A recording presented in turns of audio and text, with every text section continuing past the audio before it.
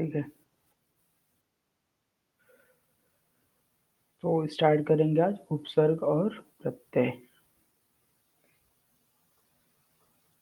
तो ये आसान है, लेकिन गलत करने के तुम लोग गलत भी करते हो और इसे क्वेश्चन आता है, हर साल आता है।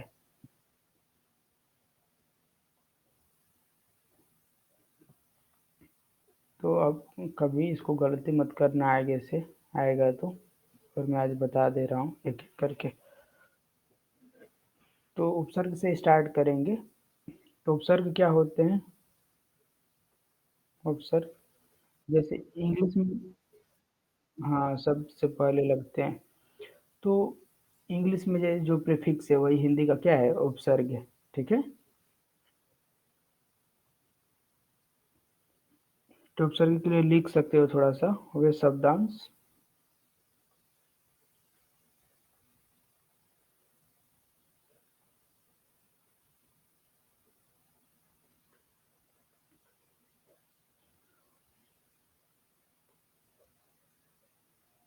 जो शब्द के आरंभ में, तुम लोग सिर्फ ऐसे याद करते हो, शब्द के पहले लगता है, शब्द के बाद में लगता है। तो हटा दो ना, उपसर्ग को उठाकर फेंक दो। उपसर्ग को हिंदी की ग्रामर से हटा दो, हिंदी से हटा दो, उपसर्ग को कोई क्या मतलब है? ठीक है, क्यों पहले लगाया जाता है, क्यों बाद में लगाया जाता है? इससे कुछ मतलब होता होगा ना, कुछ रीजन होगा ना। जैसे सर पे टोपी पहनते हो तो कुछ रीजन हो रहता है ना, क्योंकि धूप लगी रहती है। या गंजे रहते हो, शर्म आती है तो पहनते हो, कि नहीं? ये सब कौन तुम लोगों को पढ़ाता है कि आगे लगता है पीछे लगता है? क्यों लगता है ये बताओ। क्यों आगे लगाना क्यों जरूरी है?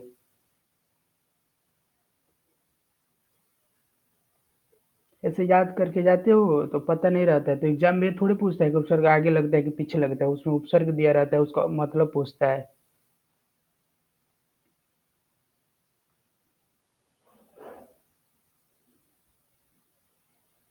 थोड़ा पढ़ा करो, बुक्स पढ़ते हो तो उसमें देखो कि उसमें क्या लिखा गया है। डेफिनेशन कोई भी चीजें है तो एकदम ऐसा नहीं कि बुक का याद रखना है, लेकिन जो चीजें हैं वो चीजें तो समझ में आनी चाहिए ना कि वो क्या है।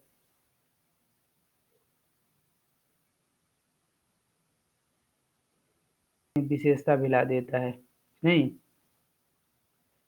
तो ये सब चीजों का जैसे मान है तो मान के आगे अप लग गया तो क्या हो गया? अपमान हो गया। तो पूरा देख रही हो ना, पूरा इसका सेंस ही पूरा बदल गया। मान और अपमान में अंतर है कि नहीं है? एकदम डायरेक्टली अपोजिट है। तो इनका मतलब है कुछ तो। कोई भी जो हमारी लैंग्वेजेस हैं तो उसमें ऐसा तो है नहीं कि अनर्गल कुछ भी भरने के लिए, मतलब बुक बनाने के लिए थोड़ी ना लैंग्वेज लिखा गया है। भाषा पढ़ते हो तो भाषा में पढ़ते हो ना कि भाषा क्या है, लिखने समझने बोलने के लिए जिस चीज का मतलब जरूरत है वो भाषा है। यही ना पढ़ते हो तुम लोग। तो ऐसा थोड़े है कि भाषा हमको लिखने समझने के लिए अगर दो शब्दों से ही काम चल जाएगा तो 10 शब्दों के लिए क्यों लगाना है, क्यों काल बनाना है? अगर सिर्फ एक काल से, एक टेंस से ही पूरा भाषा समझ में आ जाता तो यहाँ पे 3 काल क्यों बनाए जाते? क्योंकि जो भी कुछ घटनाएं होती हैं प्रेजेंट में भी होती हैं, पास्ट में भी होती हैं, फ्यूचर में भी होने वाले रहती हैं। तो तीनों बातों को हमें कहना है तो उसके लिए 3 काल की जरूरत पड़ी है। ठीक है। तो ऐसा तो नहीं है कि अब चीजें हैं या तो करंट में हो सकती है, पीछे हो सकती हैं और फ्यूचर में हो सकती हैं। तो उनके लिए 3 है। अब ऐसा तो है नहीं कि अब हिंदी में सिर्फ 2 काल बना दोगे तो काम चल जाएगा, मतलब लैंग्वेज लिख लोगे हिंदी का। ऐसा भी नहीं है कि तुम 10 काल बना दोगे अपने मन से। तो लैंग्वेज है उसको बड़ा नहीं बनाया गया है, जितनी जरूरत है उतना बनाया गया है। ठीक है। जैसे देखो, लैंग्वेज का ना समझने के लिए हमेशा शॉर्ट फॉर्म में हुआ है। पहले संस्कृत पढ़ते थे ना, प्रीति? तो संस्कृत क्यों गायब हो गई? मतलब आजकल संस्कृत कोई क्यों नहीं पढ़ता है? देखते हो ना संस्कृत में क्या था। सबके अलग अलग से रूप थे, सबके जितने भी क्रियाएं थी सबकी धातु रूप थी। कोई संज्ञा है तो उसका भी रूप है। जैसे अब क्या यूज करना है उसमें भी, जैसे काल होते थे फिर उसके साथ वो विभक्ति होती थी जो याद करते थे। तो एक शब्द के लिए इतना ज्यादा तक इतना दूर तक याद करना पड़ता था, इतना बड़े बड़े चीज एक सेंटेंस लिखने के लिए। तो इसीलिए अब हिंदी आ गया। तो हिंदी में वैसा नहीं है ना, अब धातु रूप इसमें केवल तुम लोग ये याद कर लेते हो कि प्रेजेंट है, पास्ट है, फ्यूचर है, 3 से ही काम चल जाता है, कि नहीं? वैसे तो याद करते नहीं हो उतना। तो उन सब चीज़ों का मतलब है भाषा में, तो ऐसे नहीं याद करने का शुरू में लगता है, बाद में लगता है। हाँ, मैथमेटिक्स में चलता है, इनिशियली लगता है, शुरू में चलता है। तो जहाँ पे मैथमेटिक्स को छोटा बनाओ, कंप्यूटर को छोटा बनाओ, साइंस को छोटा बनाओ, वहाँ पे शॉर्ट फॉर्म की उसमें ज़रूरत है, वहाँ पे टाइम बचता है। लैंग्वेज को भी छोटा बनाओ, सबको छोटा बनाना है, लेकिन छोटा उतना ही बनाना है ना कि हमारा काम चल जाए। अब घर है तो है कि अब रूम जैसे है कि 50 फीट लंबा और 50 फीट चौड़ा रूम मत बनाओ, क्योंकि उतना बनाओगे तो भी तुम अकेले ही रहोगे। लेकिन ऐसा थोड़ी है कि अब 1 फीट का बना दो, 1 फीट लंबा 1 फीट चौड़ा बना दो कि तुम खुद उसमें खड़े ना हो पाए। छोटा बनाने का मतलब ही नहीं ना हुआ। तो जो चीज़ें की ज़रूरत है उसके हिसाब से उसको करते हैं। तो डेफिनेशन को आगे लगता है, पीछे लगता है, तब जाओ, आगे लगता है, पीछे लगता है, पता ही है ना, तो खत्म कर देते हैं।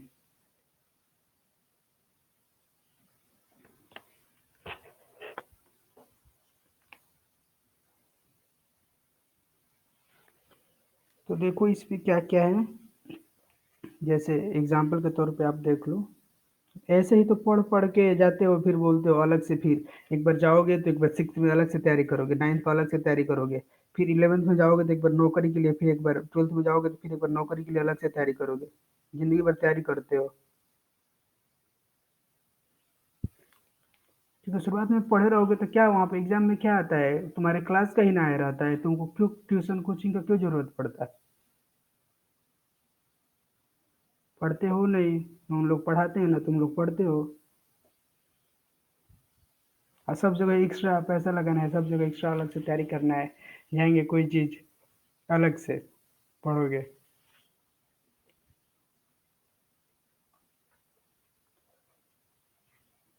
तो क्या हो जाएगा, ये अपमान हो जाएगा। फिर परवाह में ला ऐड कर दिए, ला ऐड कर दिए किसने, परवाह में। तो देख रहे हो ना, इन दो एकदम पूरा अर्थ उल्टा हो जा रहा है, अभी यहाँ पे लापरवाह हो जाएगा।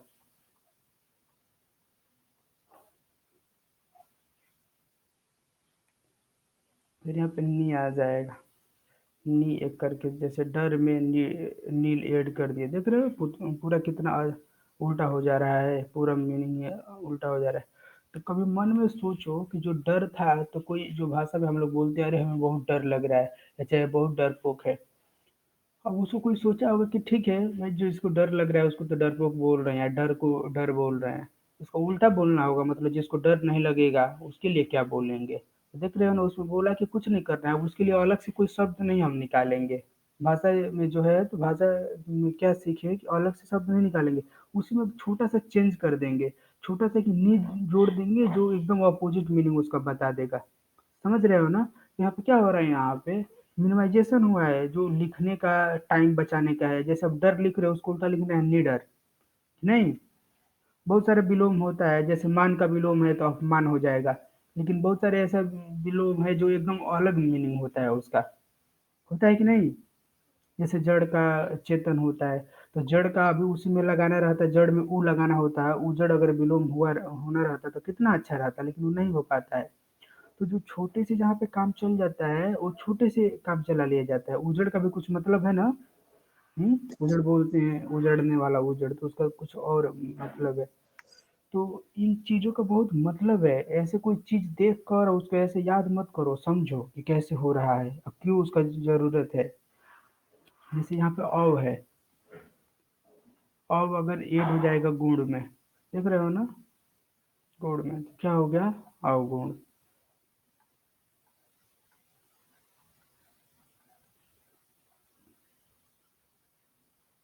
यहाँ पे अब ऐड हो गया खूबी में,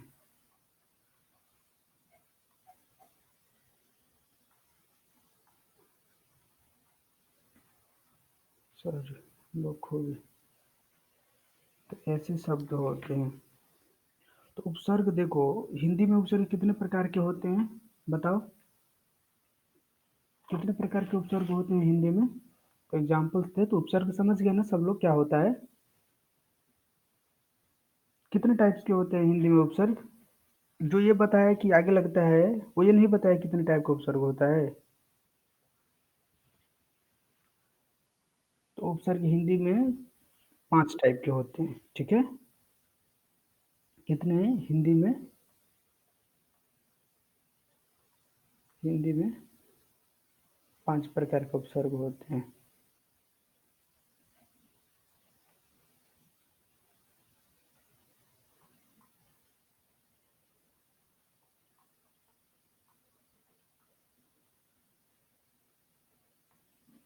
अभी पाँचों टाइप में क्या है आप देख सकते हो एक-एक करके।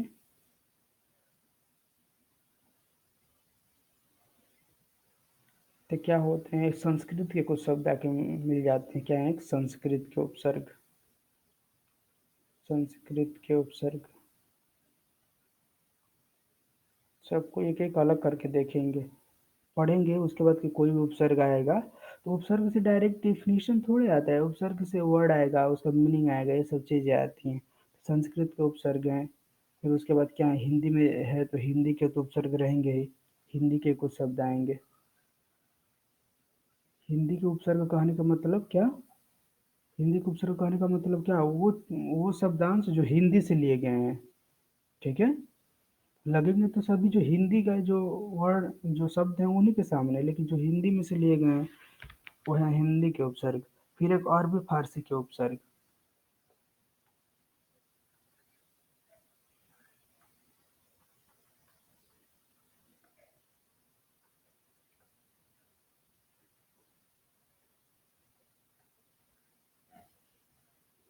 फिर एक संस्कृत के उपसर्ग हैं। और संस्कृत के उपसर्ग थे तो संस्कृत के क्या हैं अव्यय हैं। अव्यय का मतलब कितने लोगों को पता है? मैंने एक बताया था। इसका मतलब क्या है जी? रोशन, अव्यय का मतलब क्या होता है? बताओ। या क्या क्या इसमें आते हैं यही बताओ। ये जो समुच्चय बोधक निपात पढ़ते हो या क्रिया विशेषण पढ़ते हो, वो सब क्या है? वो अव्यय हैं। ठीक है। मैंने एक दिन वो पढ़ाया था, मैंने शब्द विचार वर्ण विचार, तो वो सब क्लास में रहते तो सब चीज़ें पता रहती, तो इसमें कोई परेशानी होने की बात नहीं है, सब कवर हो जाएगा। फिर एक अंग्रेजी के उपसर्ग हैं। अब सोचोगे सर ये अंग्रेजी के कैसे उपसर्ग हैं? अंग्रेजी के कुछ उपसर्ग हिंदी में यूज होते हैं, आएंगे शब्द तो देखना। सबका एक अलग से एग्जाम्पल सबका करेंगे।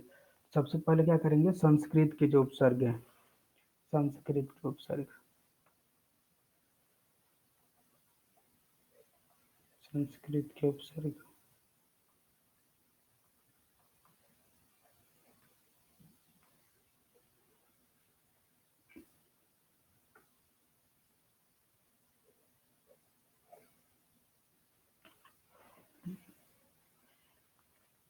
जैसे एक एक करके इसमें काफ़ी कुछ एग्जाम्पल है, तो मैं सब नहीं लिखवाऊंगा, लेकिन जो याद आ रहा है मेरे मन में वो लिखवा दे रहा हूँ। ठीक, अति है। अति। अति किससे लग जाएगा? अधिक के सामने मान लो लगा, अधिक के साथ अगर जुड़ गया अति, क्या हो जाएगा ये? बताओ। हाँ, अत्यधिक। इसको क्या कर सकते हैं? अति का मतलब ही रख लो। अति का मतलब क्या होता है? अधिक। ठीक है, इस तरह से लिखो। अति का मतलब क्या होता है? अधिक। अब ये किसी में जुड़ेगा तो एग्जाम्पल से इसके देखो, जैसे अतिरिक्त। ठीक है, रिक्त के सामने जुड़ जाएगा अति तो क्या हो जाएगा? अतिरिक्त। मैं बार बार प्लस में करके नहीं लिखवा रहा हूँ, क्योंकि उससे टाइम भी आप लोग का जाएगा और हमारा भी। अतिरिक्त। फिर सय से पहले अगर अति लग जाएगा तो क्या हो जाएगा? अतिशय। अतिशय। फिर एक अतिरेक हो जाएगा। अतिरेक। तो अतिरेक एग्जाम में आ जाएगा ना, तो आप लोग सोचोगे अगर ऐसे एग्जाम में क्वेश्चन आ जाएगा कि ऐसे मान लो प्रश्न आ गया एग्जाम में, ऐसे प्रश्न आ गया अतिरेक में, ऐसे आ गया अतिरेक में उपसर्ग है। उपसर्ग है। उपसर्ग। यहाँ पे ऑप्शन रहेगा कहाँ? संस्कृत हिंदी का। एक ऑप्शन रहेगा हिंदी का। दूसरा ऑप्शन रहेगा संस्कृत का। संस्कृत का। तीसरा ऑप्शन रहेगा फारसी का। फारसी का। चौथा ऑप्शन रहेगा अंग्रेजी का। ऐसे सवाल आता है, समझ गए ना? ऐसे इसलिए जानना ज़रूरी है। तो आप बताओ इसमें किसका उपसर्ग है? हुँ? तो जो लोग संस्कृत का, लेकिन जो लोग नहीं पढ़े रहेंगे तो बहुत ज़्यादा दिमाग लगाएँगे और क्या कर देंगे, हिंदी का उपसर्ग है। उनको सोचेंगे कि हिंदी का उपसर्ग में संस्कृत का क्या मतलब है? तो ये जो अति जो शब्द है किसका है? संस्कृत का है, तो इसका आंसर क्या है? संस्कृत का उपसर्ग है, ठीक है? इसलिए इसको पढ़ना ज़रूरी है, संस्कृत का उपसर्ग है। तो आप एग्ज़ाम के लिए पढ़ रहे हो ना, तो आपको आना ज़रूरी है ना, आपको समझ में आना ज़रूरी है। रोशन, समझे? हुँ? सुदर्शन? हाँ, तो इन सब चीज़ों से आना ज़रूरी है इनका। फिर और एग्ज़ाम्पल देख लो, फिर एक अणु है, अणु। तो ऐसा आसान थोड़ी सवाल आता है, ऐसा ही क्वेश्चन आता है कि इसमें कौन-सा उपसर्ग है। ये थोड़ी पूछेगा कि उपसर्ग कहाँ लगता है, शब्द के पीछे, शब्द के आगे, शब्द के बीच में। वो ज़माना गया जब वो पूछा जाता था, वो ऐसा पूछा जाएगा तो सारे बच्चे सही कर देंगे ना। फिर यहाँ पे अणु का मतलब होता है पीछे, अणु का मतलब क्या होता है? पीछे।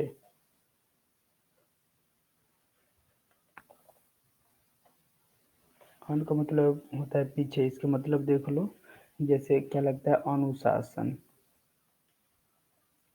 अनुशासन,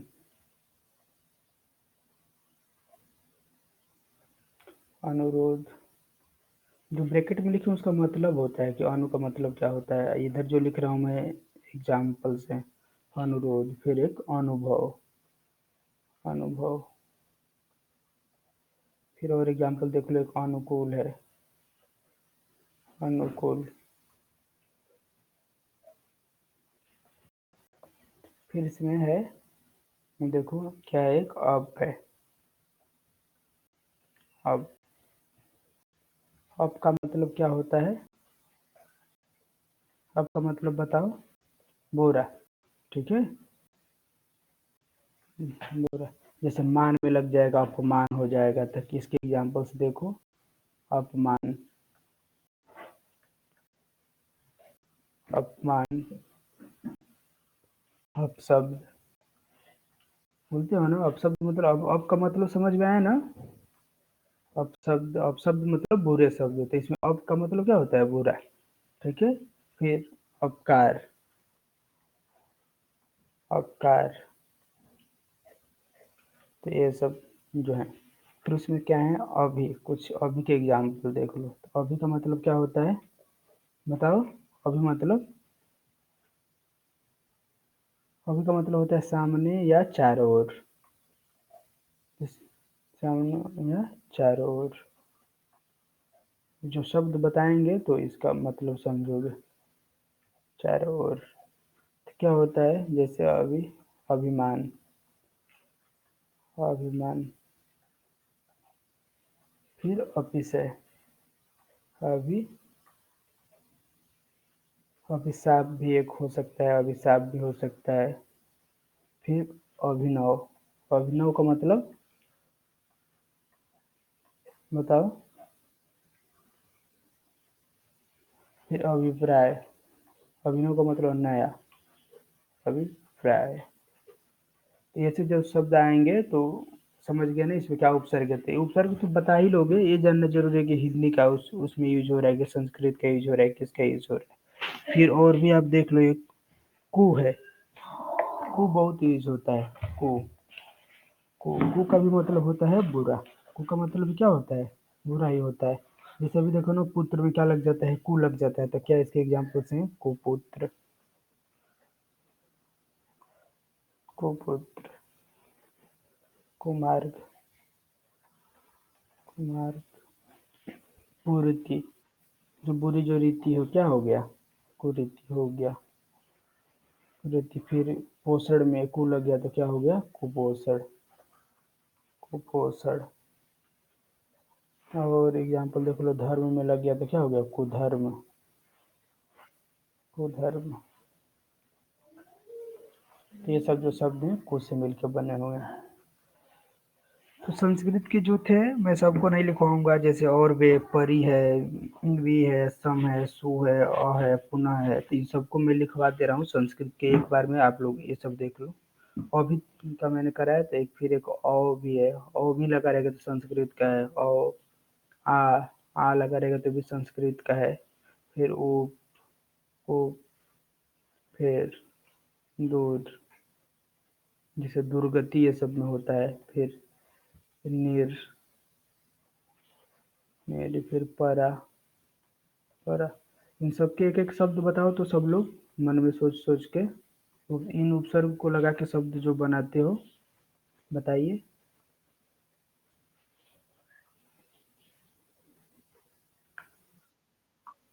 हाँ, सम से सम। अभी देखो, अभी आएगा समद्विबाह्यों, तो इसमें कितने उपसर्ग हैं? दो उपसर्ग हैं।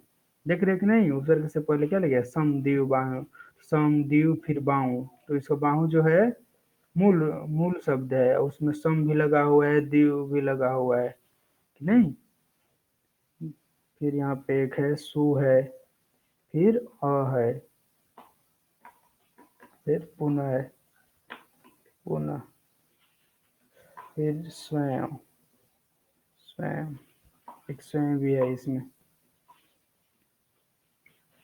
फिर आ और को, आ मैंने लिखवाया हुआ है, को का मैंने बता दिया। तो इन सब से जितने भी मिलके बनेंगे सब क्या है?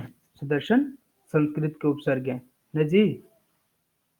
तो समझ में आना चाहिए, मैं महाकाल वाले जैसे नहीं पढ़ाऊंगा, मतलब नहीं पढ़ाता है। हाँ, समझ में आना चाहिए आराम आराम से। फिर उसके बाद अब क्या है? हिंदी के उपसर्ग है, तो हिंदी के बहुत आसान है, हिंदी के बहुत आसान है सब, हिंदी के उपसर्ग। तो इसको भी आप लोग जानते ही होंगे, बहुत सारे शब्द देखे होंगे, बस समझना है कि हिंदी का है कि संस्कृत का है, कैसे लगता है, ये जानना जरूरी है। देखने को तो देखे ही होगे, सुन इतना किताब पढ़ते हो तो उसमें कहीं ना कहीं आया होगा किताब में पढ़ते हुए। तो जैसे देखो हिंदी पे, इसमें क्या है? एक अन है, अन। देखो, अभी देखो ना कितना अंतर है। अभी अन हो गया तो हिंदी का उपसर्ग है। अब तुम लोगों कि अभी अप था, और था तो सब संस्कृत का था, अन आ गया तो क्या हो गया? हिंदी का हो गया। कितना ही अंतर है, लेकिन बहुत अंतर है ना। तो अब समझ में आया कि उपसर्ग भी कठिन हो सकता है कि नहीं। डिपेंड करता है कि सवाल किस लेवल का पूछा गया है। हम्म। तो कोई पूछे कि अभी बताओ कि अनपढ़ है, तो अनपढ़ में हिंदी का उपसर्ग है कि संस्कृत का उपसर्ग है कि अरबी का उपसर्ग है कि अंग्रेजी का उपसर्ग है? तो क्या अनपढ़ हिंदी का उपसर्ग है? समझ गए ना? तो अन का मतलब होता है नहीं। अन का मतलब क्या है? नहीं। ठीक है, नहीं। जैसे मिलने वाला शब्द, जैसे बनने वाला शब्द देखो, अनपढ़, अनपढ़। फिर क्या हो गया? अनजान, अनजान। और सब देखो, अनहोनी, अनहोनी। हाँ, अनमोल है, अनमोल है। हाँ, अनदेखा भी हो जाएगा। तो ऐसे बहुत सारे शब्द हैं। अब समझ में देखो, अपने अपने आप अब बताने लगे, तो पढ़ाई ये होता है। तो बच्चे खुद से बताने लगे हैं तो इसको पढ़ाई बोलते हैं। स का मतलब शहीद।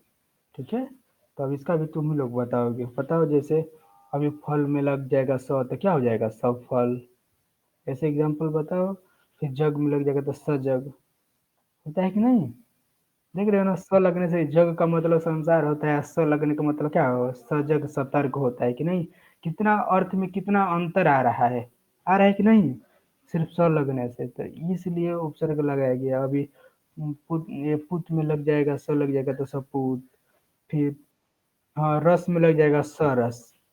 अभी तुम लोग को ये बात बोल रहा हूँ ना कि अभी ऐसे अगर कोई सवाल अगर ऐसे पूछता है ऐसे, और ऐसे एक सवाल आता है आपको ना एग्जाम में कि सरस, सरस में, सरस में से आ गया, यहाँ पे चार ऑप्शन है। उपसर्ग, उपसर्ग, उपसर्ग है। दूसरा ऑप्शन आ गया उपसर्ग नहीं है, उपसर्ग नहीं है। तीसरा ऑप्शन आ गया हिंदी का उपसर्ग है। हिंदी का उपसर्ग है। हिंदी का उपसर्ग उपसर्ग है। और यहाँ पे चौथा ऑप्शन आ गया ना, ये जैसे इसमें सब था विकल्प। विकल्प पहला एंड तीसरा दोनों सही है। ठीक है, दोनों सही है। सही है, कैसे एग्जाम आएगा। हाँ, तो ये चौथा अभी आप लोगों ने देखा, तो इसका आंसर क्या है? चौथा। इस तरह के सवाल आते हैं एग्जाम में, इसका चौथा सही है।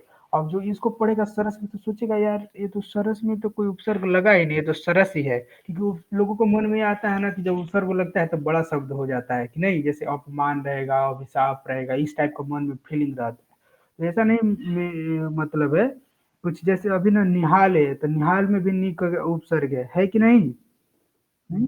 हाँ, तो इस तरह से समझना है। तो ऐसे आएगा तो लगा के चले आओगे ना कि उपसर्ग है। अब मान लो एक कोई समझ ही जाए कि उपसर्ग नहीं है, लगा के चला आया।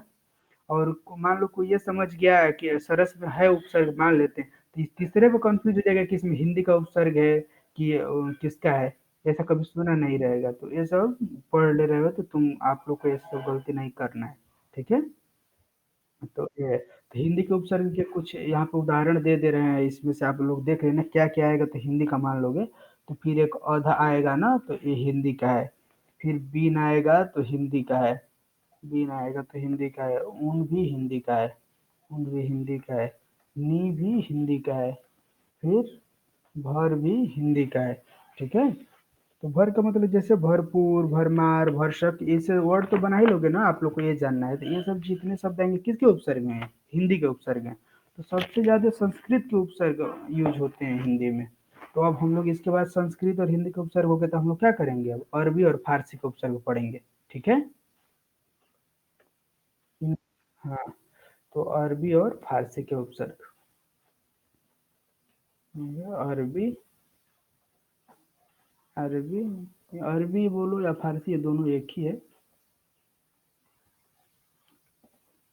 फारसी हो गया है तो फारसी होना चाहिए ना।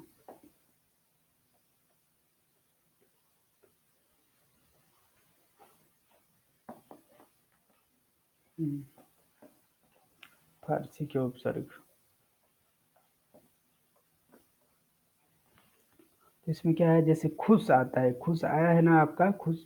आप देखी हो खुश, बार बार जैसे खुशनुमा होता है ना, खुशहाल, खुशबू, हम्म, खुशखबरी, खुशकिस्मत, ऐसे बोलते हो ना आप। तो ये सब किसके हैं? जो खुश है ना, अरबी और फारसी का शब्द है, मतलब उर्दू का शब्द है ये सब। तो अभी जैसे खुश आया, तो इसमें खुश को आप लोग ये मत समझ लेना कि हिंदी का है, ऐसे लिखा रहेगा क्या? खुश। तो कैसा शब्द है ये? हिंदी का शब्द नहीं है। कैसा शब्द है ये? अरबी, फारसी या उर्दू का बोलो। हाँ, तो खुश का मतलब होता है अच्छा। अच्छा, तो ये इससे बनने वाले जैसे शब्द के एग्जाम्पल देखो तो क्या है? खुशहाल, खुशहाल, खुशहाल है। फिर क्या है? खुशखबरी है। हुँ? और ऐसे मन में बना लो, बहुत सारे शब्द हैं। खुशकिस्मत है, नहीं? खुशबू है, खुशबू में भी उपसर्ग है।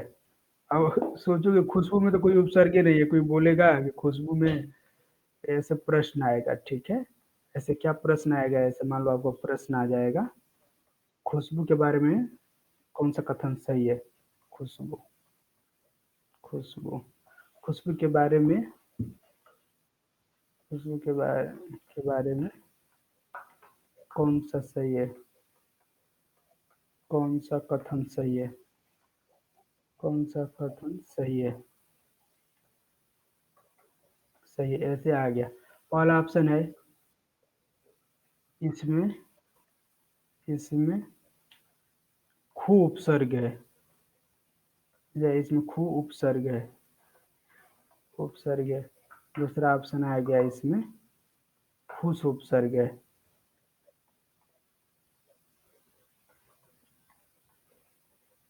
खुश उपसर्ग है। तीसरा ऑप्शन आ गया इसमें, इसमें उपसर्ग नहीं है। इसमें उपसर्ग नहीं है। इसमें उपसर्ग नहीं है। चौथा ऑप्शन आ गया इसमें उर्दू का उपसर्ग है। उर्दू, इसमें उर्दू का उपसर्ग है। उपसर्ग है। बताओ इसमें से कौन कौन सा सही है। सिर्फ पहला ही क्यों सही है इसमें? खूब उपसर्ग है। अरे इसमें खुद तो पहला कहाँ गलत है? इसमें खुश न उपसर्ग है, पहला तुम बोल रहे हो, इसमें क्या है? इसमें खुश उपसर्ग है। तो इसमें क्या है? खुशबू में कौन सा उपसर्ग है? खुशबू में खुश न उपसर्ग है। दूसरा सही है। और इसमें उर्दू का उपसर्ग है, चौथा सही है। दूसरा और चौथा सही है। ठीक है? दोनों सही है इसमें, दूसरा और चौथा दोनों सही है। इसमें कोई उपसर्ग नहीं है, ऑप्शन गलत है। खूब उपसर्ग नहीं है इसमें, समझे ना? यहीं पर अभी बताया, अभी गलती कर रहे हो। खुश बोले, खुश क्या शब्द है? अरबी का शब्द है। इसमें खुशबू में खुश है ना, सिर्फ जो इसका मूल शब्द क्या है? बू है। बू का मतलब ही होता है बदबू। ठीक है? कोई पूछेगा बदबू में उपसर्ग है, तो उसमें क्या है? बद उपसर्ग है। जो मूल जो शब्द है उससे बड़ा क्या है? उपसर्ग है। समझ रहे हो ना? सुदर्शन, हाँ। तो ऐसे ही शब्द देते हैं जानबूझ के, तो तुम उसमें देखोगे कि खूब उपसर्ग है। तो सबू का मतलब कुछ होना चाहिए ना। मतलब ये हुआ कि जब उपसर्ग हटा दिए तभी उस शब्द का कोई ना कोई मतलब निकलना चाहिए। ठीक है? तो आप जैसे, आप मान लो आप बोल दिए कि खू उपसर्ग है, तो थोड़ा-सा दिमाग चलाओ और खू को निकाल कर देखो, तो खू को निकाल दिए तो सबू आ गया। सबू का मतलब क्या होता है? कभी इतना हिंदी का बुक पढ़ रहे हो, नर्सरी से लेके यहाँ पे पढ़ते-पढ़ते 14-15 साल के हो गए, कहीं से सबू शब्द देखे हो कहीं लिखा हुआ? नहीं ना? तो ये सबू शब्द नहीं होता है कोई। तो ये भी देखना है कि उपसर्ग हटाने के बाद जो शब्द बच रहा है, छोटे-बड़े से कोई मतलब नहीं है। तो इसमें देखो मूल शब्द सिर्फ़ इसमें केवल बू है कि नहीं? हाँ, जैसे बदबू है तो कोई पूछेगा बदबू में क्या उपसर्ग है? तो आप बताओ बदबू में क्या उपसर्ग है? बदबू में नहीं, उपसर्ग क्या है? बद है जो उपसर्ग है। बद उपसर्ग है, बू जो है मूल शब्द है। ठीक है? तो ये चीज़ें सीखना है। हुँ, तो एक और रोशन चला गया, उसके लिए उपसर्ग मैं इसीलिए उसको डाँट के खेदा मैं। फिर देखो इसमें चौथे हैं, तो इसमें अच्छा इन लोग के एग्जाम्पल्स कुछ लिखवा दें, जैसे खुश आएगा, फिर ना भी आएगा तो ना उर्दू का है। जैसे गैर आएगा, जैसे होता है ना गैर हाजिर। हम्म हाजिर में गैर लगा दो तो गैर हाजिर। फिर कम, इसके एग्जाम्पल्स बताओ इन लोग के लगने वाले उपसर्ग ये सब। फिर ला, पता में ला लग गया तो फिर हम लग गया, हम सफर। ये सब आता है कि नहीं? ये सब पूरा उर्दू का ये सब ये उपसर्ग इसमें लगा हुआ है। बा, बे और बद। अभी देखो बद भी आ गया, अभी बात ही कर रहे थे बदबू का तो बद आ गया। ठीक है ना? तो अभी बद लगने वाला उपसर्ग देखो, बद का बहुत मतलब होता है बुरा। ब लगने वाला देखो, जैसे बदनाम होता है ना, बदनाम। हम्म बदनाम। फिर क्या हो जाएगा? बदबू। बदबू। बदबू। फिर एक आ जाएगा बदहजमी। बदहजमी। बदहजमी। फिर क्या आ जाएगा? बदसूरत। हम्म सुदर्शन। तो ठीक है, देख रहे हो ना, बदबू में केवल जो बद है ना पूरा क्या है? उपसर्ग है। बू इसका मूल शब्द है। जैसे गैर का आप देख लोगे ना, गैर का गैर हाजिर। फिर कम का कमक्ल, कमजोर। कमजोर में कोई उपसर्ग है कि नहीं? कमजोर ऐसे कोई पूछेगा, यहाँ पे प्रश्न आपका रहेगा यहाँ पे इस तरह से, कमजोर में उपसर्ग है। कमजोर में ऐसे, कमजोर में, कमजोर ऐसे आपको प्रश्न में दिया गया, इसमें लिखा गया इसके बारे में, कमजोर के बारे में सही है। कमजोर के बारे में कौन सा कथन सही है? ठीक है, यहाँ पे ऑप्शन रहेगा इसमें कम उपसर्ग है। कम क्या है? कम उपसर्ग है। कम उपसर्ग है, ऐसे रहेगा। कम उपसर्ग है। फिर एक मान लो दूसरा ऑप्शन दिया है इसमें, एक क उपसर्ग है। क उपसर्ग है, तो ऐसे ही कुछ रहेगा। तो कर लोगे ना, इसमें क्या है? कमजोर में क्या उपसर्ग है? कम उपसर्ग है। ठीक है ना? कि कमजोर, कम हटा दिए तो जोर। जोर मतलब पावर, शक्ति। बोलते हैं ना बहुत जोर है, ताकत। तो इसलिए इसमें क्या है? ये वाला उपसर्ग है। तो आपको हो गया इसमें, ये आप पढ़ लिए, फारसी के हो गए। अब देखो अब इसमें है, तो ये पढ़ेंगे जो उपसर्ग की भांति प्रयुक्त होने वाले संस्कृत के अव्यय। ठीक है? तो यहाँ पे देखिए, उपसर्ग की भांति प्रयुक्त होने वाले संस्कृत के अव्यय। वो फारसी वाले उर्दू वाले भी सब हो गए, हिंदी वाले हो गए, संस्कृत वाले हो गए, अब यहाँ पे ये बचे हुए हैं संस्कृत की भांति प्रयुक्त होने वाले, प्रयुक्त होने वाले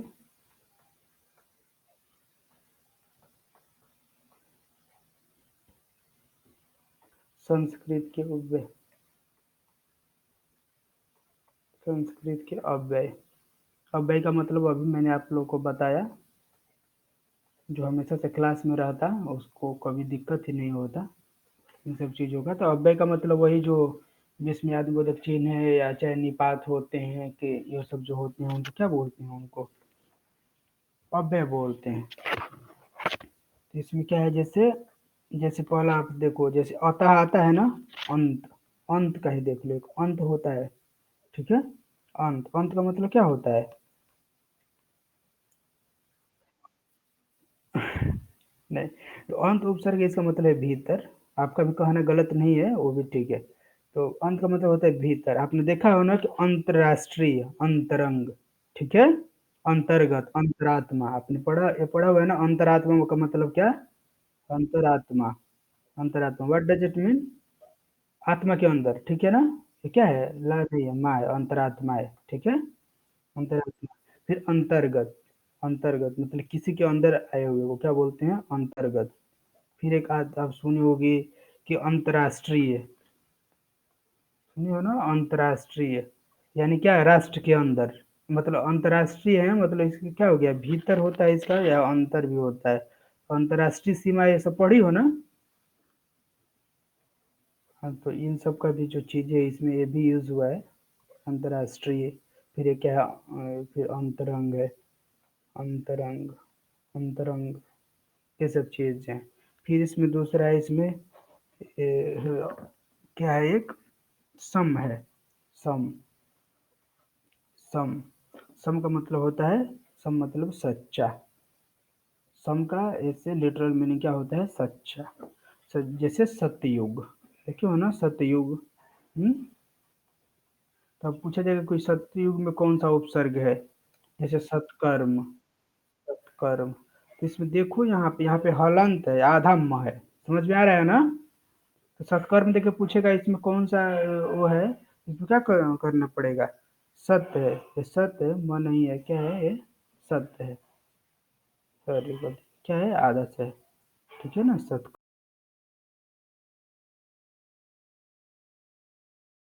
समझ गई ना?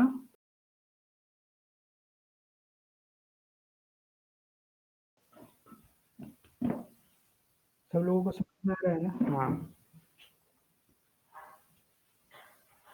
फोन लगा दो। तो इसके बाद क्या है आपके, और बस इसमें और मतलब मैं बता रहा हूँ, और एग्जाम्पल्स ऐसे वो कर दो। तो एग्जाम्पल्स जो है आगे वाले आप देखो, इसके एग्जाम्पल जो है। तो फिर इसमें क्या है, अंग्रेजी के उपसर्ग हैं, ठीक है, और इसके एग्जाम्पल्स देख लो, और भी लिखवा दे रहा हूँ इसमें आने वाले जो हैं। अलम, अलम है। फिर क्या है, चीर हो गया आपका। अलम से जैसे अलंकरण, अलंकृत, अलंकार, तो पूछेगा अलंकार में कौन सा वो है, तो उपसर्ग है, ठीक है। तो अभी मैं बता रहा हूँ। फिर जैसे तीरस, तीरस आएगा, ये सब कैसे हैं? संस्कृत के अव्यय हैं जो उपसर्ग की तरह यूज होते हैं, तीरस। फिर ये क्या है? पुनर है, पुनर यूज होता है, जैसे पुनर्जन्म होता है कि नहीं, पुनर, ऐसे। फिर एक पूरस, पूरस, जिसमें ये देखो, जितने में आधे वाले आ जाएंगे ना हलंत टाइम का, ठीक है, वो सब क्या हो जाएंगे? संस्कृत के अव्यय हैं जो हिंदी में उपसर्ग की तरह यूज होते हैं, ठीक है। जैसे स्व, फिर एक स्व हो गया। तो इन सब के आप वर्ड खोज लेना, आपका यही काम भी है, वो इसके सब वर्ड खोजना, मैं सबको बता सकता हूँ। जैसे अलम का देखो, अलम के अलंकरण, अलंकृत हो सकता है। फिर तीरस में तिरस्कार, तिरुभाव हो सकता है। फिर पुनर में पुनरागमन, पुनरावृत्ति हो सकता है, ठीक है। सम में समकालीन, समकोण, समतल, समवयस्क हो सकता है। ये सब जो चीजें हैं, तो इनको देख लेना। ये कैसे हैं? संस्कृत के अव्यय हैं जो हिंदी में प्रयुक्त होते हैं। फिर उसके बाद क्या है, हम पढ़ेंगे अंग्रेजी के जो आए हुए हैं, अंग्रेजी के जो उपसर्ग हैं, ठीक है। तो इसको आप देख लीजिए, अंग्रेजी के उपसर्ग यहाँ पे लास्ट बचा हुआ उपसर्ग के टॉपिक में। तो अंग्रेजी के उपसर्ग, अंग्रेजी के उपसर्ग, ठीक है, अंग्रेजी का उपसर्ग। तो आप सोचोगे कि सर ये कैसे हो रहा है, अंग्रेजी के उपसर्ग भी हिंदी में कैसे यूज होते हैं, हम तो कभी देखे नहीं हैं। तो देखो अभी आज दिखाते हो, और ये भी बताते हैं कि आप भी देखे हो। जैसे होता है ना, हेड होता है कि नहीं, हेड, हेड देखी हो ना। हेड का मतलब क्या होता है, हेड का मतलब प्रधान। जैसे आप देख ये बोलते हो ना स्कूल में हेड मास्टर, बोलती हो ना, क्या बोलती हो, हेड मास्टर। तो देखो इसमें जो हेड है वो क्या है, मास्टर भी अंग्रेजी का है, लेकिन हेड भी उसके साथ भी आता है ना, head clerk, head master, head clerk. लेकिन हिंदी में एकदम ऐसे सेम टू सेम लिखते हैं, इसको लिखते हैं कि नहीं, हेड मास्टर हिंदी में वो कोई वो लिखेगा अपना तो ऐसे लिख देता है।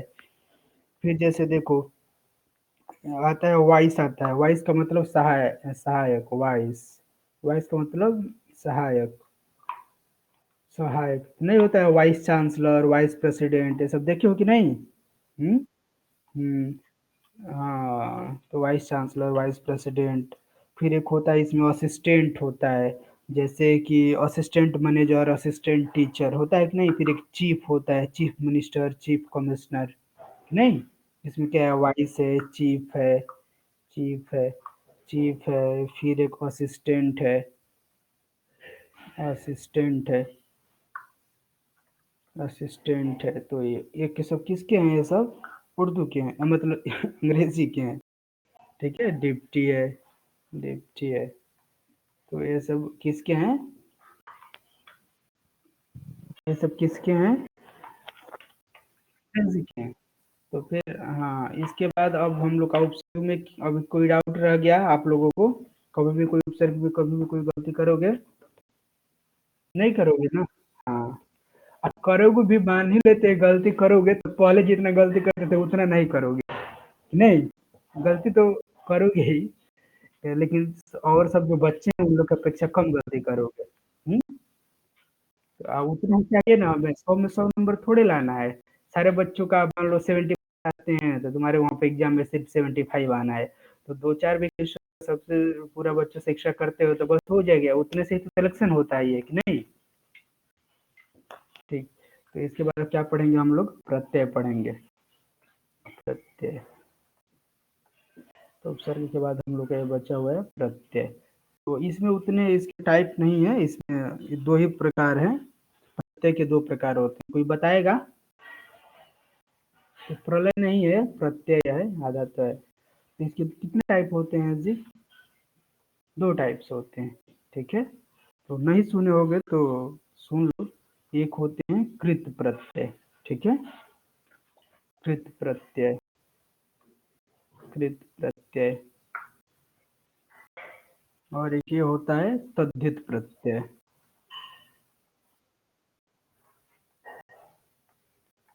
तद्धित प्रत्यय। तो ये नाम सुने थे कभी कि नहीं सुने थे, बताओ। प्रत्येक के वहाँ बताना नहीं ना पड़ेगा डेफिनेशन, वे शब्द हैं जो शब्द के अंत में लगकर उनके अर्थ में विशेषता ला देते हैं या उनका अर्थ में परिवर्तन ला देते हैं, वो क्या होते हैं, प्रत्यय होते हैं। तो इसका डेफिनेशन में मैं लिखवाऊँ कि नहीं, डेफिनेशन में कोई मतलब नहीं है कि नहीं। डेफिनेशन सबको पता है ना, प्रत्यय क्या होता है, प्रीति। हाँ, इसके टाइप्स देख ले, तो इसके दो टाइप हैं, कृत प्रत्यय और तद्धित प्रत्यय। तो आपने ये सुना था कि कृत प्रत्यय क्या होता है, तद्धित प्रत्यय क्या होता है। देखो, जो धातु रूप के बाद लगते हैं ना कृत प्रत्यय हैं, यानी कहने का मतलब सिंपल लैंग्वेज में देखो, जो क्रिया के जो बाद में लगते हैं वो क्या है, वो कृत प्रत्यय हैं, ठीक है।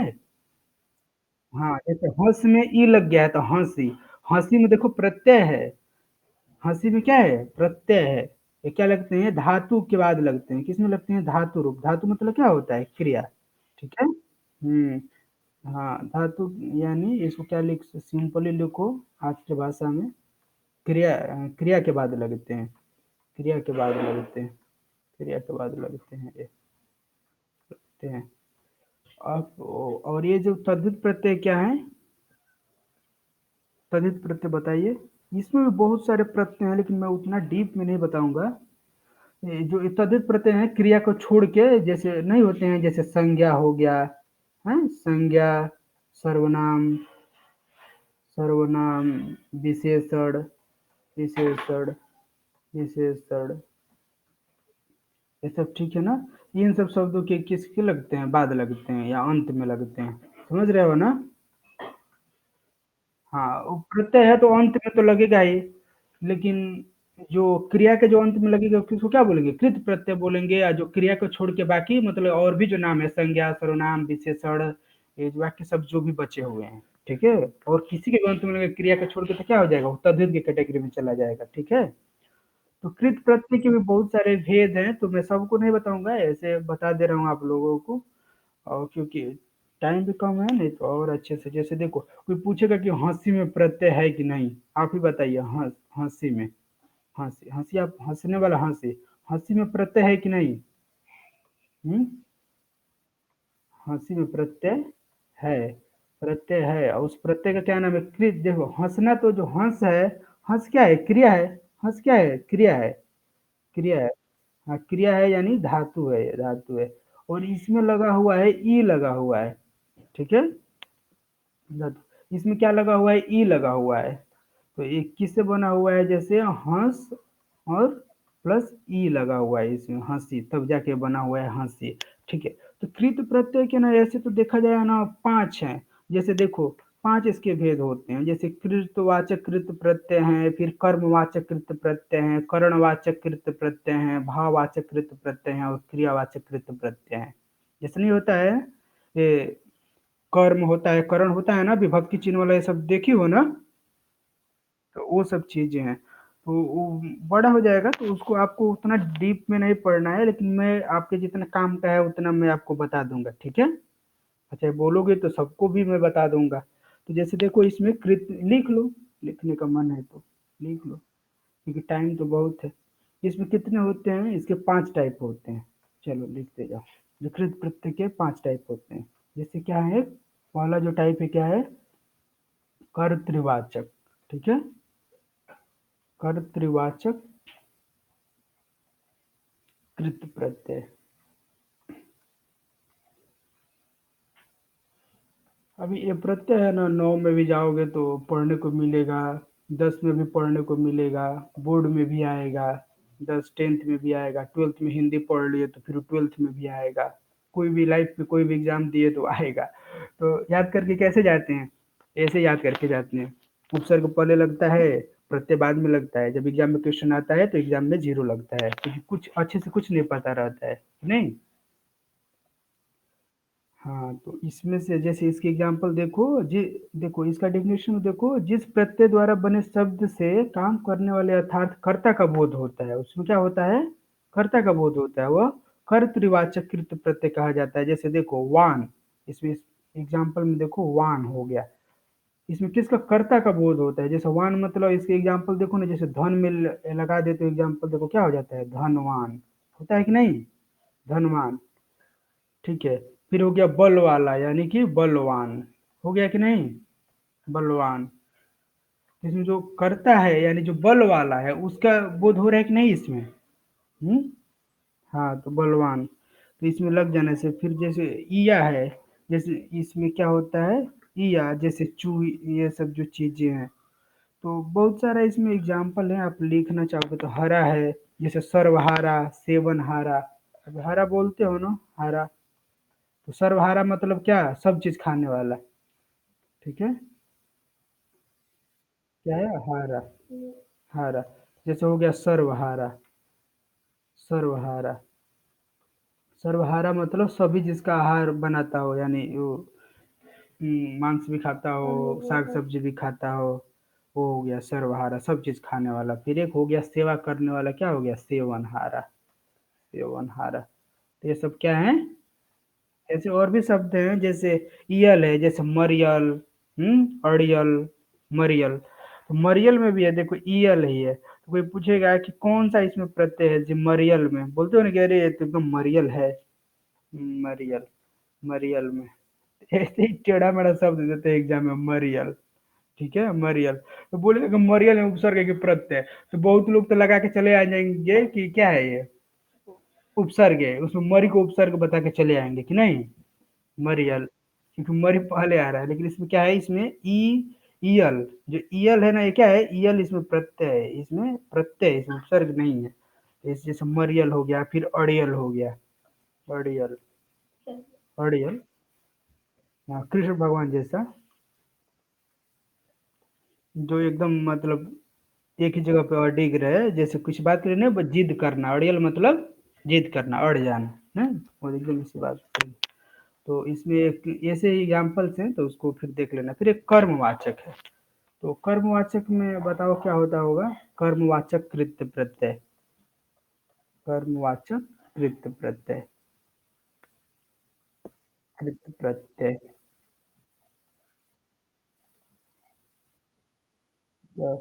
कृत्य प्रत्यय, कर्मवाचक कृत्य प्रत्यय। तो इसमें देखो ना, इसमें क्या होता है, कर्म का बोध होता है, इसमें जो कर्मवाचक कृत प्रत्यय होता है उसमें कर्म का बोध होता है। जैसे आप एग्जांपल देखो, इसमें जैसे नी एक आ गया, नी, तो नी आ गया तो क्या है इसमें, जैसे ओढ़ आता है ना, तो ओढ़ में अभी ओढ़नी, ओढ़नी आप देखिए ना कि ओढ़नी, तो ओढ़नी में भी प्रत्यय, इसमें क्या है, इसमें ओढ़ में नी लगा हुआ है कि नहीं, ओढ़नी में क्या है, प्रत्यय लगा हुआ है नी का। ओढ़नी मतलब जो ओढ़नी लड़कियां ओढ़ती हैं, उस ओढ़नी की बात हो रही है।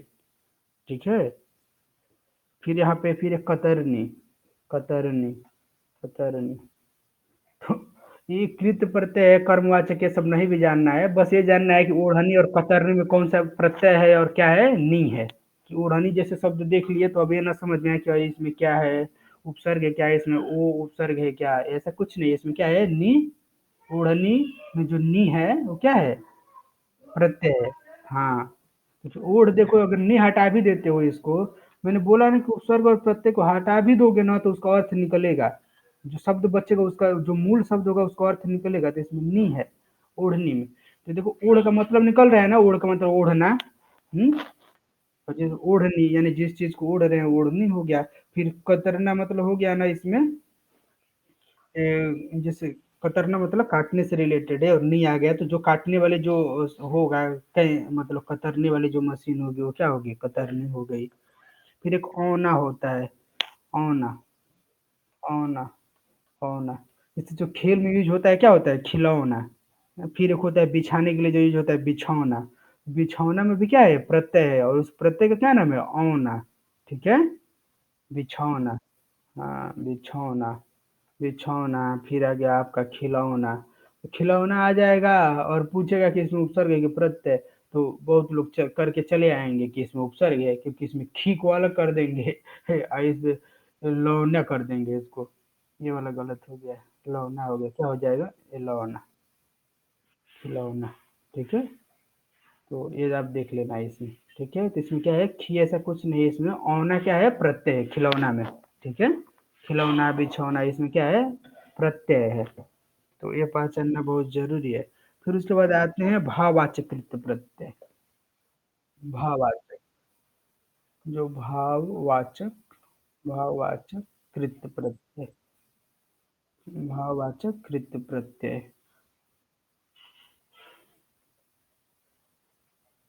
तो भाववाचक कृत प्रत्यय का मैं एग्जांपल देख रहा हूँ, जैसे इसमें क्या होता है ना, भाव का बोध हो, जैसे आई, जैसे होता है ना, लिखाई पढ़ाई, फिर आहट जैसे घबराहट, गुर्राहट, फिर आवाज जैसे भू, जैसे यूज होता है ना, आवाज जैसे भुलावा छलावा। और फिर एक अंत होता है, जैसे भिड़ंत रटंत, रटंत विद्या, आ जाओ रटंत ही बता देते हैं। तो रटंत में क्या है जी, रटन क्या है इसमें, रटंत, रटंत में कौन, इसमें क्या है, इसमें प्रत्यय, और इसमें कौन सा प्रत्यय है, अंत का प्रत्यय है। ठीक है, अंत का, जैसे इसमें क्या है, इसमें र है या प्लस अंत है। ठीक है, रट अंत है ना, रट है और क्या है, अंत है, तो रटंत बना हुआ है, रटंत बना हुआ है। तो रटंत में आएगा लिखने को, तो इसमें क्या है, प्रत्यय है। और कौन सा प्रत्यय है, आपको ये नहीं आएगा कौन सा है, बस आपको ये पहचानने आएगा कि इसमें प्रत्यय है कि उपसर्ग है। नहीं, ये इस पे ज़्यादा भाववाचक है कि कृत्यवाचक है कि कर्मवाचक है, इस पे उतना ज़्यादा फ़ोकस नहीं करना है आपको। ये तो जान गए ना कि इसमें प्रत्यय है और क्या प्रत्यय है, कि नहीं? और ये टाइप्स होते हैं, तो इस पे ज़्यादा आपको फ़ोकस करना है। और जो कि ऐसे ही इसमें और भी एग्ज़ाम्पल है, जैसे आस है, जैसे मिठास में आप बताओ, मिठास में। मिठास में कोई बोलेगा तो बहुत सारे शब्द होते हैं यार जो पता नहीं चलते हैं। मिठास में देखो, मिठास में भी क्या है? प्रत्यय है, ठीक है? मीठ में क्या है इसमें? जैसे मीठ प्लस क्या है इसमें? मीठ। हाँ, इसमें क्या है? एक मीठ है और प्लस क्या है इसमें? आस है, ठीक है? आस है, इसमें आस क्या है? प्रत्यय है। हाँ, और इसमें देखो, इसमें संधि संधि भी है, मैंने संधि भी पढ़ा है। इसमें मीठ अ प्लस आ मिल के क्या बना है? आ मिला है इसमें, वो बना है ना? अ है प्लस आ है मिल के क्या हुआ है? आ हुआ है। इधर देख रहे हो कि नहीं? हुआ है ना? दीर्घ स्वर संधि है ना? छोटा वाला बड़ा वाला भी मिल के बड़ा वाला मिला है, बना है। ये तो संधि का मैंने पढ़ाया हुआ है, तो वो सब भी देख लेना। तो इसीलिए मैं सब चीज़ पढ़ा के मैं जो सीरीज में है, मैं जानबूझ के ऐसे पढ़ाता हूँ, जो पहले का पढ़ाया है उसको काफ़ी यूज़ है। तो ये आपका खत्म हो गया, भाववाचक ये जो इसमें था, जो प्रत्यय। फिर उसके बाद ना तद्धित प्रत्यय के भी ना, तद्धित प्रत्यय के 8 हैं। जैसे अब इसके बाद क्या करेंगे, एक भाववाचक ये था और क्या एक बचा हुआ है जी इसमें, एक बच्चा रह गया है, क्रियावाचक कृत्य प्रत्यय बचा हुआ है। क्रियावाचक, क्रियावाचक कृत्य प्रत्यय, ठीक है? क्रियावाचक कृत्य प्रत्यय, कृत्य प्रत्यय।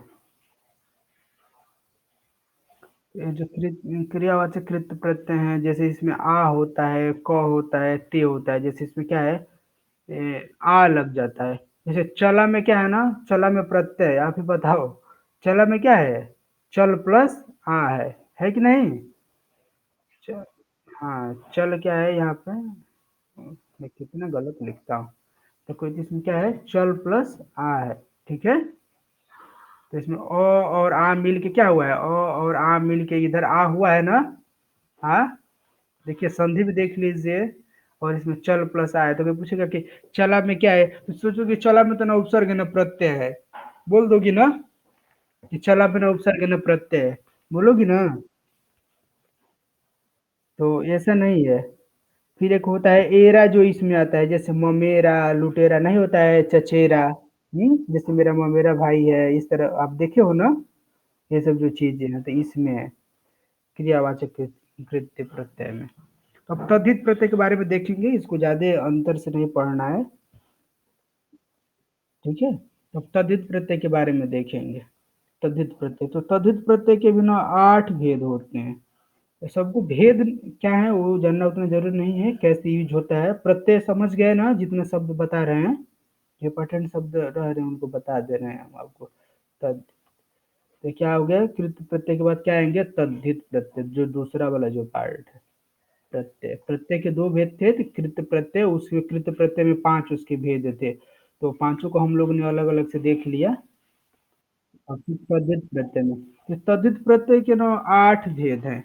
जैसे इसमें देखो, इसमें कौन कौन से तद्धित प्रत्यय में है।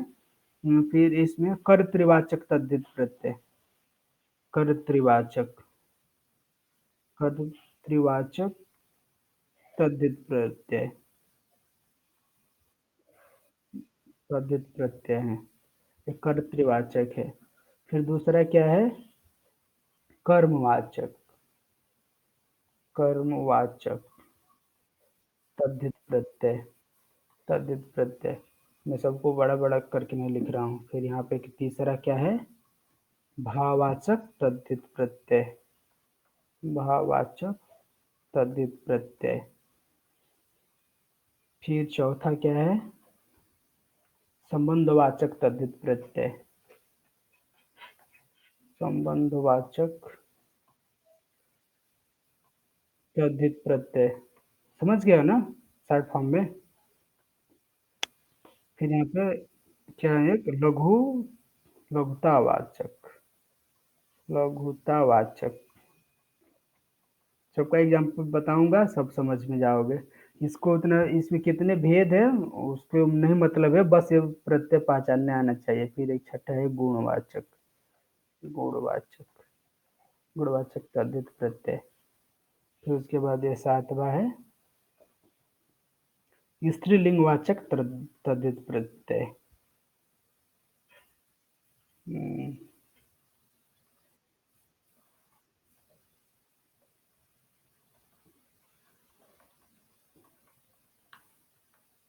स्त्रीलिंगवाचक तद्धित प्रत्यय और फिर क्या है बहुवचनवाचक तद्धित प्रत्यय।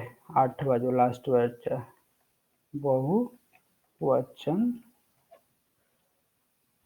वाचक वाचक तद्धित प्रत्यय। तो इतना है, आप लोग समझ रहे हो ना सुदर्शन? हाँ, तो इन सबको हम लोग एक एक करके पढ़ेंगे। तो ज्यादा ये क्या होते हैं इस पे हमको उतना फोकस नहीं करना है, इसे कितने भेद हैं हम जो प्रत्यय हैं, आप लोग प्रत्यय का मतलब समझ गए ना? कृत प्रत्यय में मैंने सबका एग्जाम्पल दिया है, दो दो तीन तीन, तो वो भी शब्द मतलब प्रत्यय में ऐसा नहीं है कि छोटा बड़ा से शब्द से नहीं मतलब है, मतलब जो अंदर का इसका जो टर्मिनोलॉजी है सब समझ गया हो ना जो चीजों को, तो वो सब हैं चीजें। तो आगे अभी हम लोग सबको एक एक करके सबको पढ़ेंगे, ठीक है अभी। सुदर्शन, सुदर्शन। हाँ, चलो, तो उसमें जितने भी थे सबको अलग से अब पढ़ेंगे, जितने भी प्रत्यय थे सबको। तो कर्तृवाचक तद्धित प्रत्यय हैं, तो पहला लो लिख लो यहाँ पे कर्तृवाचक तद्धित प्रत्यय। कर्तृवाचक तद्धित प्रत्यय।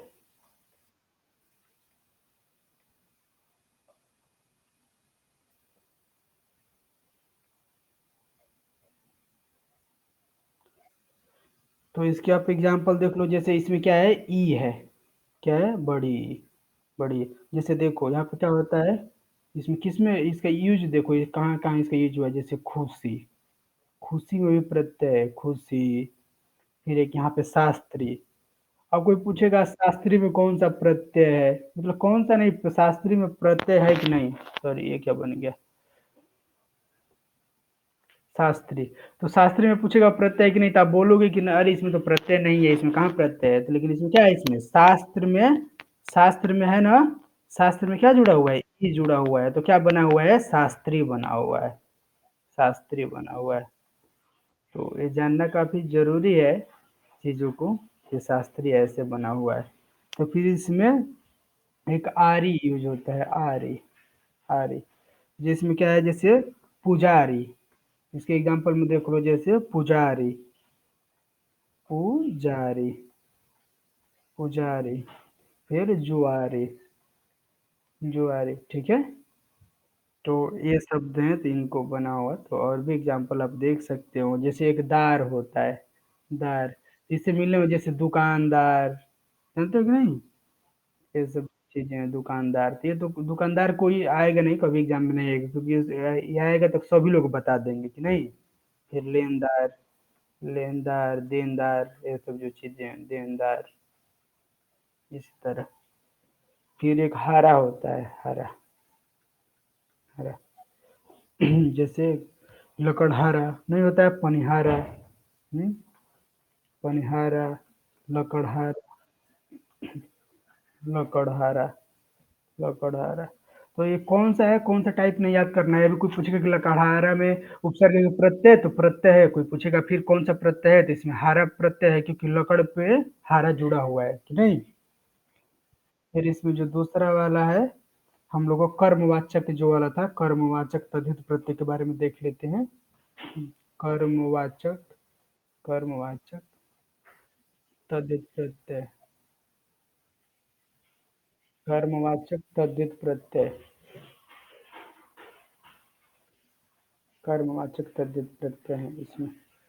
तो इसके भी आप लोग एग्जाम्पल देख लो, जैसे इसमें शब्द है वहाँ जो आता है ना, आठवां, नौवां, सातवां, पांचवा, ये सब वहाँ वाला शब्द देख लिया ना, मैं सबका एग्जाम्पल नहीं दिखा रहा हूँ, बस लिखवा दे रहा हूँ जो प्रत्यय है। फिर एक सारा, सरा, एक सरा, जैसे सरा में नहीं आता है दूसरा, तीसरा, चौथा, इसके एग्जाम्पल देख लो, जैसे पांचवा, पांचवा, पांचवा हो गया।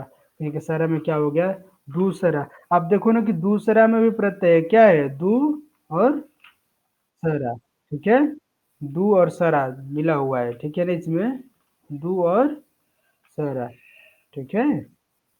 दूसरा, सॉरी ये बड़ा होकर रहेगा ना, दूसरा, ठीक है। फिर एक ठा है, ठा है इसमें, क्या है, ठा है। जैसे आप देखते हो ना, छ ठा, छ ठा, इसमें क्या है, छ, छ अलग ही शब्द है, इसमें क्या मिला हुआ है, ठा मिला हुआ है, ठा मिला हुआ है। इसमें क्या है, छठा, छठा। तो प्रीति चली गई है, तो कोई बात नहीं, आप ये समझ रहे हो ना। हम्म।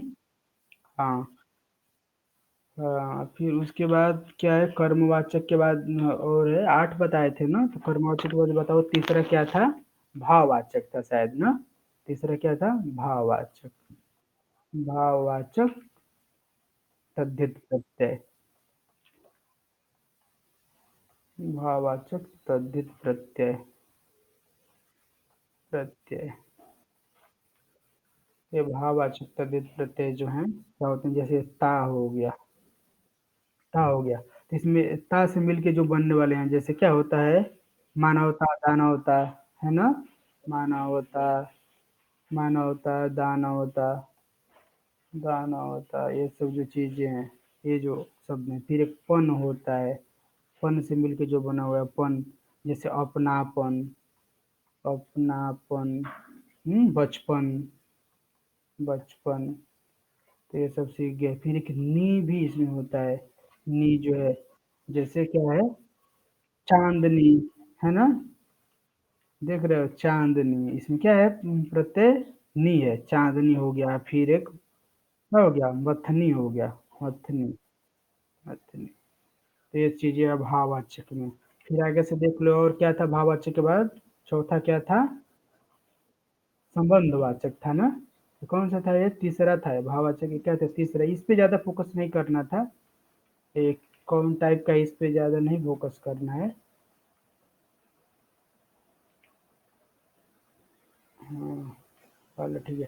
पहला एक कृतवाचक था, दूसरा क्या था, कर्मवाचक, तीसरा क्या था, भाववाचक, चौथा अब क्या आएगा, संबंधवाचक तद्धित प्रत्यय। तो आप लोग इस पे नहीं जाना, बार बार मैं इसीलिए बोल रहा हूँ, ठीक है। संबंधवाचक है, भाववाचक है, कृतवाचक है, उस पे उतना आप लोग को मतलब नहीं है, बस प्रत्यय पहचान लेना, ठीक है। संबंधवाचक तद्धित प्रत्यय, ठीक है, संबंधवाचक तद्धित प्रत्यय।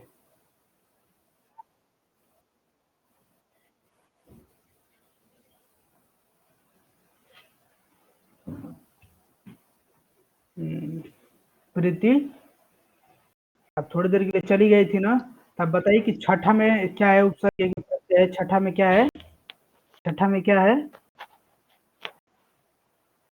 छठा शब्द है, छठा बोलती हो ना, छठा, छठा में क्या है, उपसर्ग है कि प्रत्यय, इसमें छठा में क्या है, प्रत्यय है। कौन सा प्रत्यय है,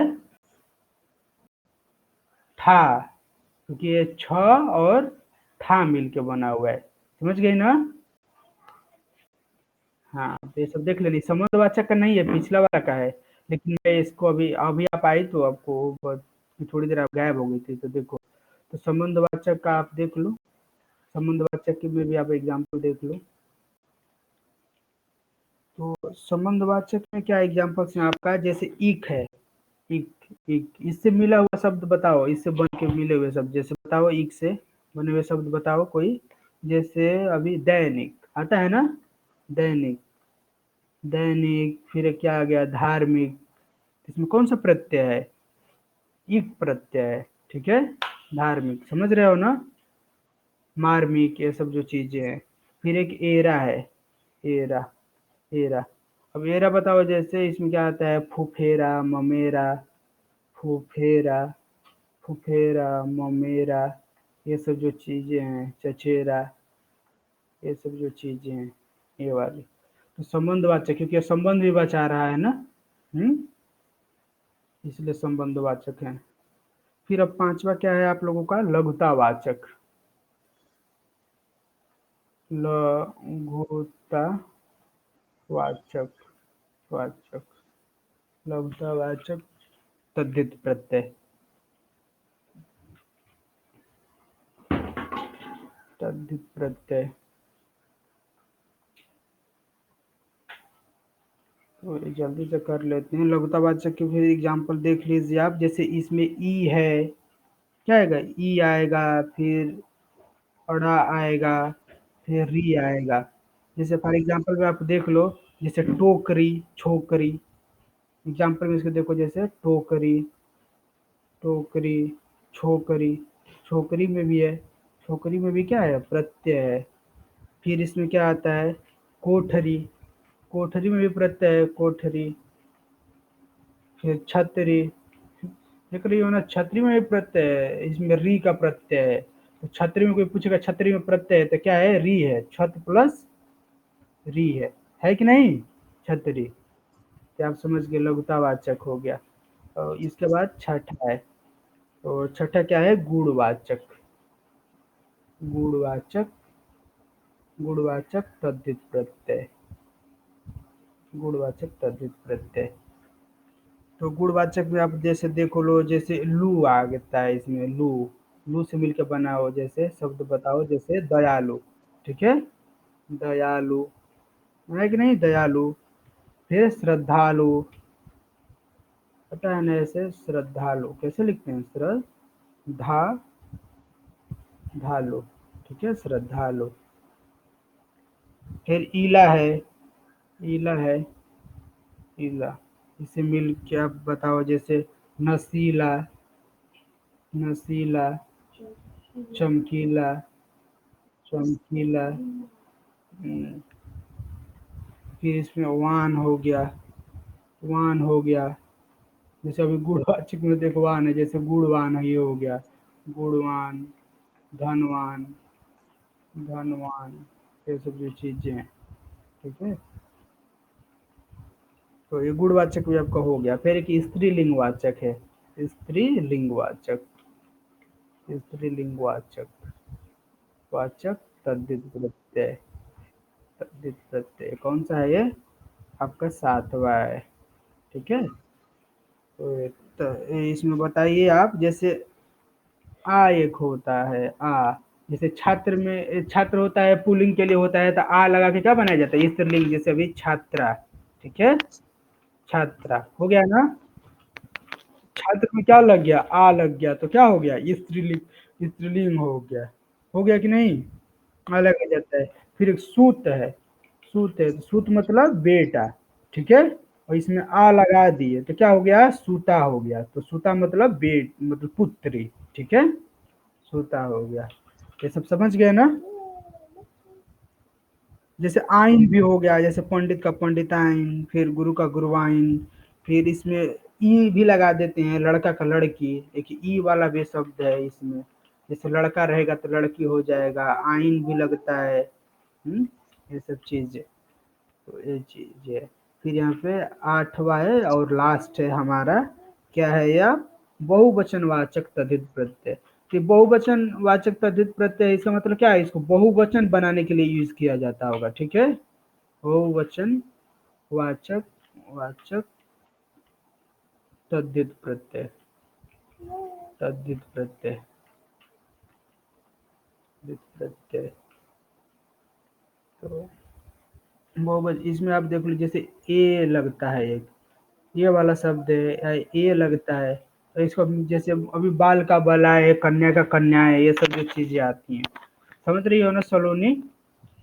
हम्म, बाल का बाला है, कन्या का कन्या है, समझ रही हो ना? हाँ, तो इस तरह से आपका ये खत्म हो गया प्रत्यय।